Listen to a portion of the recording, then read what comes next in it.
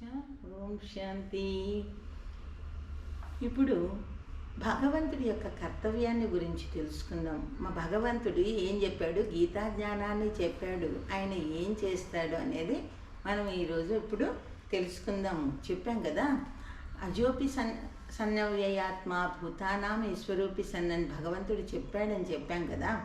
నేను పుట్టుక చావు లేనటువంటి వాడను అని భగవంతుడు చెప్పాడు.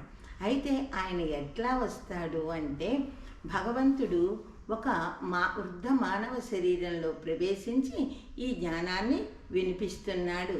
దీని గురించి శ్లోకము, అవ్యక్తం వ్యక్తమాపన్నో మన్యంతే మామ బుద్ధయ పరంభావమజానంతో మమావేయమనుత్తమం అని ఒక శ్లోకంలో చెప్తారు.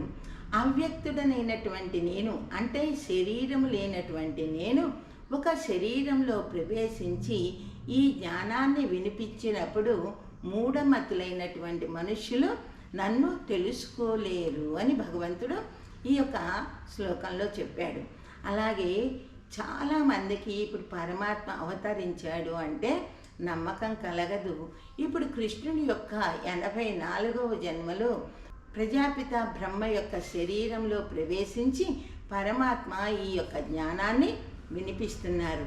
ఎలాగంటే పరమాత్మ ఇప్పుడు మనమంతా చూస్తున్నాము ఈ ప్రపంచం ఏ పరిస్థితుల్లో ఉంది, ఎలా ఉంది అని. అదే భగవద్గీతలో చెప్తారు, యదా యదా హి ధర్మశ్చ గ్లానిర్భవతి భారత అభ్యుత్థానమధర్మశ్చ తదాత్మానం సృజామ్యహం అని. అంటే ఎప్పుడైతే అధర్మం పెచ్చుమీరిపోతుందో అప్పుడు నేను ఈ భూమి మీద అవతరిస్తాను అని చెప్పాడు. జన్మ తీసుకుంటాను అని చెప్పలేదన్నమాట.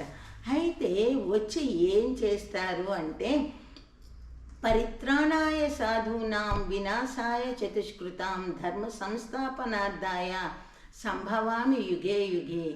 సాధు సన్యాసుల్ని కూడా పవిత్రంగా చేయటానికి నేను ఈ భూమి మీదకి వస్తాను అని పరమాత్మ చెప్పాడనమాట.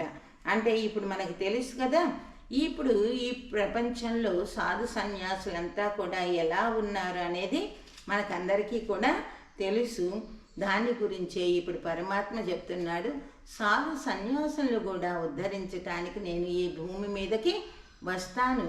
వచ్చి ఏం చేస్తాను అంటే, మనం అందరం అనుకుంటాము కలికి వచ్చి అందరి యొక్క తలలు నరుకుతాడు, అప్పుడు దుష్టులందరూ చనిపోతారు, మంచి వాళ్ళు మిగులుతారు అని అనుకుంటారు.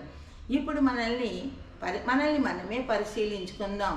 భగవంతుడు వచ్చి దుష్టులందరినీ సంహరిస్తే ఈ భూమి మీద ఒక్కడన్నా ఉంటాడా? ఒకవేళ వచ్చి భగవంతుడు వచ్చి అందరినీ దుష్టులందరినీ సంహరిస్తే ఆయనకి ఎంత శిక్ష పడునో పాపం కదా. కానీ భగవంతుడు అలా చెయ్యడు. అందరినీ చంపి అటువంటి పాపాన్ని ఆయన తీసుకోడు. మనల్నే అహింసకులుగా ఉండమంటే ఆయన హింస చేస్తాడు అంటే మనం నమ్మసఖ్యమవుతుందా? పరమాత్మ అవతరించి జ్ఞాన యజ్ఞాన్ని రచించి ఆ జ్ఞాన రాజయోగాలను నేర్పించి మనలో ఉన్నటువంటి దుర్గుణాలని ఆ యోగం ద్వారా దహింప చేసుకొని మనల్ని ఉన్నతులుగా తయారు చేయడానికి ఇప్పుడు పరమాత్మ వచ్చాడనమాట. జ్ఞానం వినిపిస్తారు, యోగం నేర్పిస్తారు. ఆ యోగం ద్వారా పరమాత్మ నుంచి మనం శక్తిని తీసుకుంటాము. ఆ పరమాత్మ దగ్గర నుంచి శక్తిని తీసుకున్నప్పుడు మాత్రమే మనము చెడు గుణాల మీద విజయాన్ని పొందగలం. ఇన్నాళ్ళ నుంచి అవి చెడు అని తెలిసినా కూడా మనం చెడుని సంహరించడానికి ధైర్యం లేదు.